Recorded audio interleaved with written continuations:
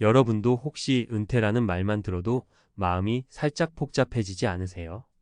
회사 생활을 오래 했다면 이번 달에는 월급이 들어오네 하면서 안도하는 순간이 있었을 텐데 은퇴 후에는 그런 월급이 사라지니 아무래도 불안감이 클 수밖에 없죠.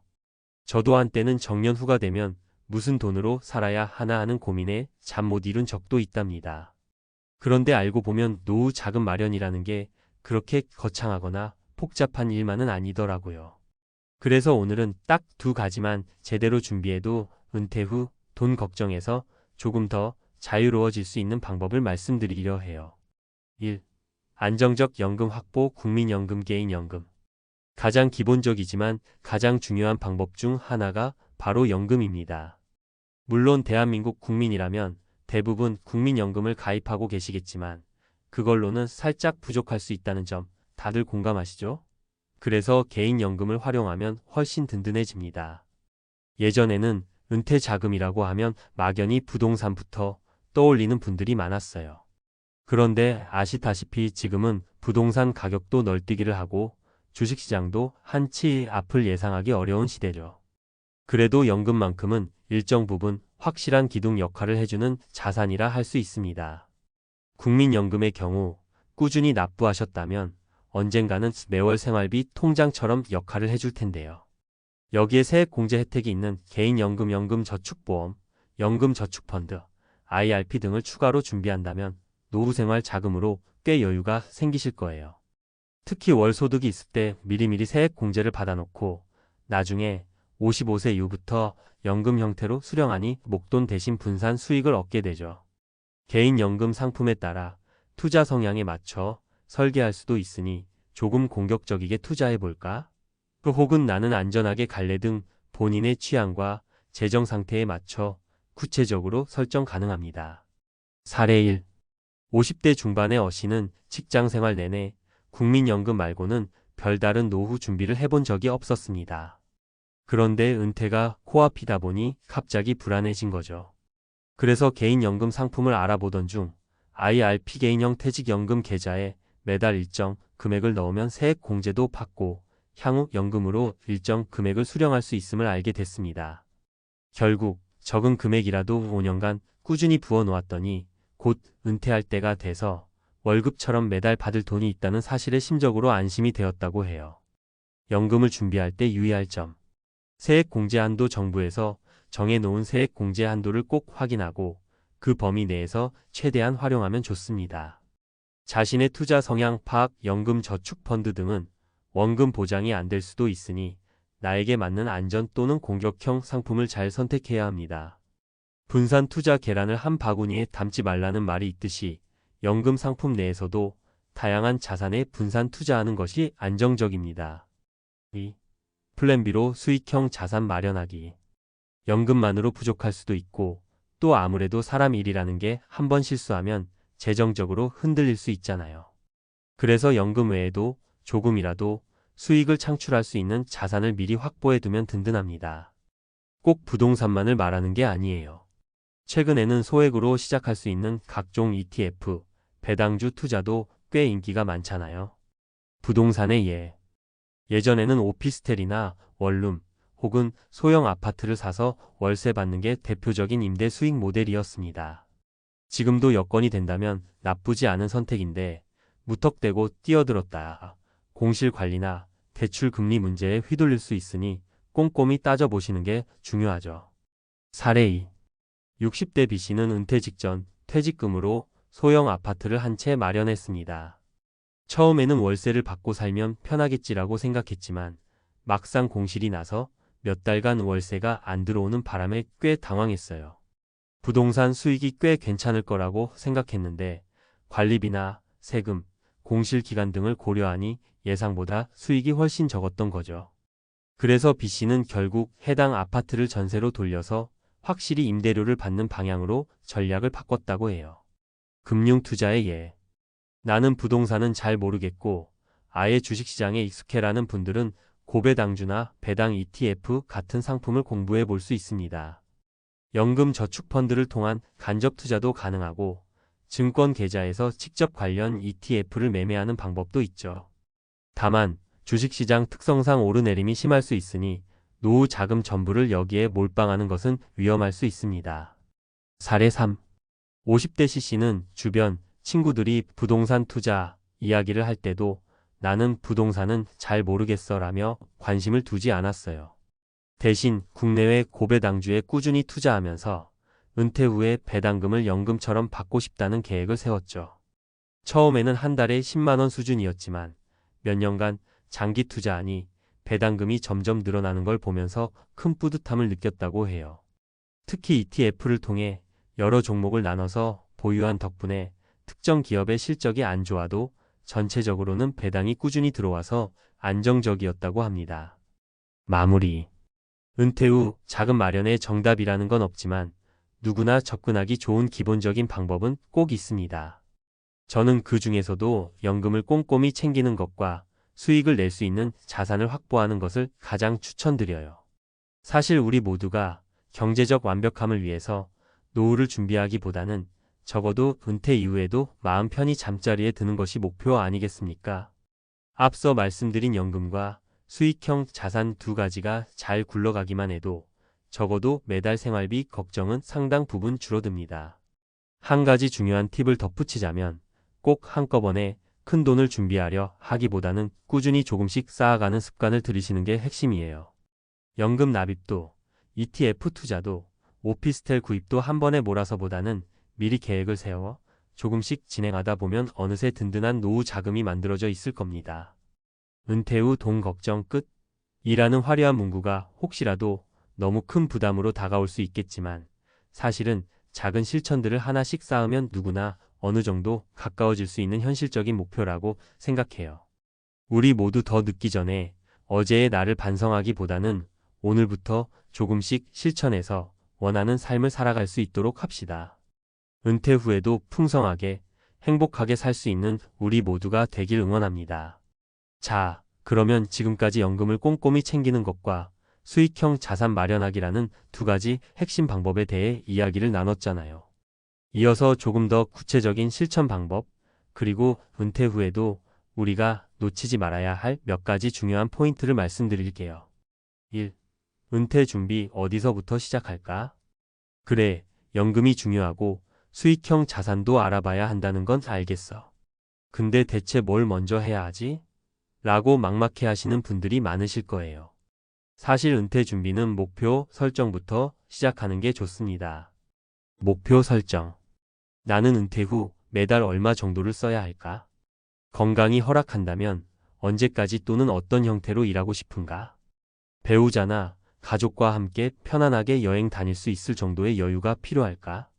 이런 질문에 대해 구체적인 숫자를 생각해 보세요.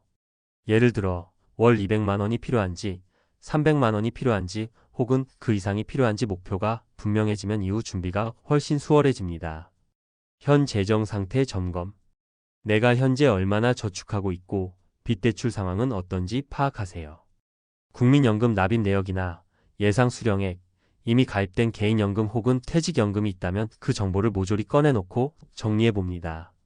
이 과정을 거치면 연금이든 부동산이든 새로 마련할 여력이 대략적으로 보일 거예요. 조금 더 공격적으로 투자해도 되겠다 싶을 수도 있고, 여유 자금이 얼마 안 되네. 그럼 미니멀하게 준비해야겠다 하는 결론이 날 수도 있죠. 플랜 B와 플랜 C까지. 인생은 늘 변수가 많잖아요. 예상치 못한 병원비나 자녀 지원 비용 등이 갑자기 나갈 수도 있으니 여유 자금을 어느 정도 떼어놓는 게 중요합니다. 연금과 수익형 자산을 기본으로 하되 필요하다면 파트타임 잡이나 홈 비즈니스 같은 나만의 추가 수익원을 하나쯤 가져가는 것도 좋아요. 은퇴했어도 가끔 몇 시간씩 일하면 생활비에 보탤 수 있겠지라고 마음먹는 것만으로도 심적 안정이 생깁니다. 2. 심리적 정서적 준비도 함께하기. 은퇴 준비라고 하면 돈 이야기가 먼저 떠오르지만 사실 심리적 정서적 부분도 무시할 수 없어요. 한참 바쁘게 일하던 사람이 갑자기 집에만 있게 되면 우울감을 느낄 수 있고, 부부가 하루 종일 같이 있다 보니 사소한 일에 다툼이 생길 수도 있습니다. 그래서 미리미리 내가 은퇴 후 어떤 일상을 보낼지 취미활동이나 봉사활동 혹은 동호회 등 사교 모임을 어떻게 이어갈지 고민해 보시는 게 좋아요. 실제 사례 추가. 65세 D씨는 오랫동안 은행원으로 일하다가 은퇴 후 이제 놀면 되지 뭐라고 생각했대요. 그런데 막상 퇴직을 해보니 일어날 이유도 없고 출근할 때마다 보던 동료들도 하루아침에 만나기 어려우니 우울감이 밀려왔습니다. 결국 친구의 권유로 실버 합창단에 들어가면서부터는 하루하루가 바빠졌다고 해요. 돈이 많이 드는 것도 아니고 사람들과 어울리다 보니 자연스레 생기가 돌았다고 합니다. D씨는 처음엔 돈 걱정만 했는데 막상 정작 괴로운 건 심심함과 외로움이더라고 하더라고요. 3. 부부가 함께할 때 더 효과적. 우리나라 부모 세대는 남편이 주로 돈 관리를 하고 아내는 가게 살림을 맡는 구조가 많았잖아요. 그런데 은퇴가 가까워오면 내가 벌었던 돈이니 내가 알아서 굴릴 테니 신경 쓰지 말라는 태도는 종종 갈등을 부릅니다. 서로 투명하게 재정 상황을 공유하고 연금이나 투자 방향을 의논하는 게 정말 중요해요. 역할 분담. 한 사람은 안정성 중심에 초점을 두고 다른 한 사람은 투자 정보 수집을 맡는다든지 혹은 한 달에 한두 번 함께 테이블에 앉아 각종 고지서를 훑어보면서 이번 달엔 공과금이 좀 많이 나갔네. 주유비가 생각보다 적게 들어갔네. 이런 식으로 점검을 해보는 것도 좋습니다. 합의된 목표 수립. 월 생활비를 얼마나 쓸지, 큰 지출 여행, 차량 교체, 이사 등은 언제쯤 할 건지 미리 합의해두면 나중에 서로 기분 상할 일이 적습니다. 사례 추가. 58세 부부 E씨와 F씨는 결혼 생활 내내 돈 관리를 각자 따로 했습니다. 남편 E씨는 퇴직금을 어떻게 굴릴지 머릿속으로만 구상했고 아내 F씨는 생활비 통장만 쭉 관리해왔죠. 그런데 막상 은퇴하자 남편은 부동산에 올인하겠다고 하고 아내는 그거 너무 위험하지 않아? 라며 걱정을 했대요. 서로 의견이 달라 싸움이 잦았던 거죠. 결국 주위의 조언으로 한 달에 한 번씩 재정회의를 갖기로 했는데 직접 자료를 비교해보니 아내의 말도 일리가 있고 남편의 투자 의지도 존중할 만하다는 걸 서로 알게 되었답니다. 지금은 월세용 부동산 일부와 안정적인 연금 투자를 적절히 병행하면서 관계도 훨씬 좋아졌다고 해요. 4. 은퇴 후에도 꾸준히 공부하자. 노후 준비는 한번 준비하면 끝이 아니라 계속해서 모니터링하고 조정해야 하는 과정이에요. 세상은 계속 바뀌고 금융 상품도 부동산 정책도 변합니다. 그래서 가끔은 뉴스나 신문을 통해 경제 흐름도 파악하고 유튜브나 커뮤니티를 통해 다양한 사람들의 의견을 들어보는 게 도움이 돼요. 금융 부동산 트렌드 체크. 금리는 오르는지 내리는지, 부동산 정책에는 어떤 변화가 있는지, 내가 가입한 연금이나 ETF 상품의 수익률은 어떤지 주기적으로 확인하세요. 전문가 상담. 막연히 혼자 결정하기 어려울 땐 금융기관이나 국민연금공단 혹은 신뢰할 만한 전문가 상담을 받아보는 것도 방법입니다. 5. 돈만 준비하면 끝일까? 절대 그렇지 않죠. 돈이 풍족해도 나는 뭐 먹고 살지? 시간을 어떻게 보내지? 라는 고민을 안고 사는 분들이 의외로 많습니다. 노후에는 인생의 또 다른 챕터가 열리는 거잖아요. 오히려 뒤늦게 내가 이렇게 그림 그리는 걸 좋아했네? 라든지 봉사활동 해보니 보람이 넘치네? 라고 깨닫게 되기도 하죠. 결국 재정적 준비, 삶의 보람을 찾는 준비를 동시에 해나가야 행복한 노후에 가까워집니다. 사례 추가. 62세 G씨는 운 좋게 부동산 투자 수익이 꽤 괜찮아서 연금이 없어도 생활은 넉넉했습니다. 그런데 오히려 그 때문에 하루 종일 할 일이 없어 무기력했다죠. 돈은 있는데 재미가 없어. 내가 지금 뭐 하고 있는 거지? 이렇게 고민하다가 지역복지관에서 사진 수업을 듣게 됐대요. 카메라를 사고 작품도 찍어보고 전시회에도 출품하니 인생에서 새로운 활력소를 찾았다고 해요. G씨는 미리 알았으면 50대 때부터라도 이런 취미생활을 시작했을 것이라며 은근히 후회도 했다고 합니다. 마무리 겸 정리. 결국 은퇴 준비라는 건 돈과 마음 두 가지 방향으로 동시에 챙겨야 한다고 생각합니다. 연금 수익형 자산이라는 기둥을 마련한다. 심리적 안정과 삶의 보람을 찾는 장치를 만들어 둔다. 앞서 말씀드렸듯 모든 게 완벽하게 갖춰진 사람은 정말 소수예요. 대부분은 아이고 아직 준비가 부족한데 하면서도 조금씩 배워가고 있거든요. 그리고 그 조금씩의 실천이 나중엔 꽤나 큰 차이를 만듭니다. 소액이라도 꾸준히 적립 매달 10만 원, 20만 원씩만 모아도 몇 년 뒤에 목돈이 됩니다. 가족과 대화 돈 이야기는 꺼내기 민망할 수 있지만 일단 한번 해보면 서로가 얼마나 모르는 게 많았는지 깨닫게 돼요.